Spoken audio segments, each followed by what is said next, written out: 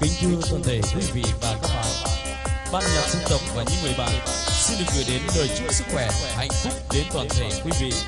Để đáp ứng nhu cầu yêu nhạc của quý vị và các bạn, ban nhạc chúng tôi xin được gửi đến quý vị và các bạn một CD nhạc mang tựa đề Sắc màu quê hương, với sự tham gia có mặt của hai nhạc công Hoàng Đề, Thành Cương và các giọng ca anh Tiến, Hoài Sơn, anh Tuấn.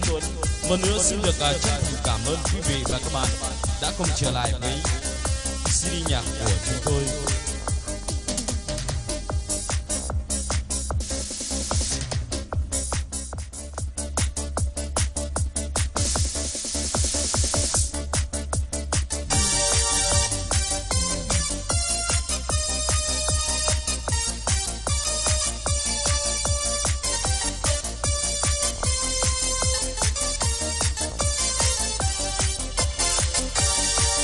Em ơi vút lên một tiếng đàn, nhờ đàn đã so dây cũng đàn đã lựa phim hơ hơ. Đất nước mình xôn xao mùa vui đang nở rộ, mình chiến thắng theo ca xuân về non nước bao la.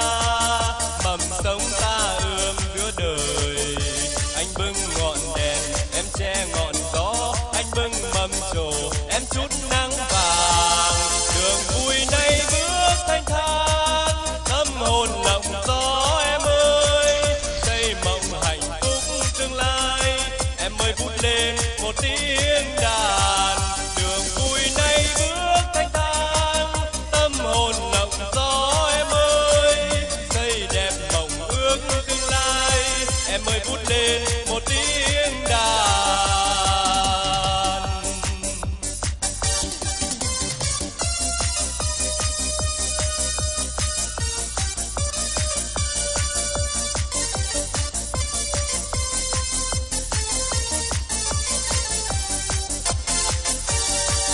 Em ơi vút lên một tiếng đàn, kìa đàn đã so dây cũng đàn đã lựa phim hơ hơ. Đất nước mình xôn xao mùa vui đang nở rộ, mình chiến thắng theo ca xuân về non nước bao la. Mầm sống ta ươm giữa đời, anh bưng ngọn đèn em che ngọn gió, anh bưng mầm trổ em chút nắng vàng. Đường vui nay bước thanh thang, tâm hồn lộng gió em ơi, xây đẹp mộng ước tương lai. Em ơi vút lên một tiếng đàn, đường vui nay bước thanh thang, tâm hồn lộng gió em ơi, xây đẹp mộng ước tương lai. Em ơi vút lên một tiếng đàn, em ơi vút lên một tiếng đàn.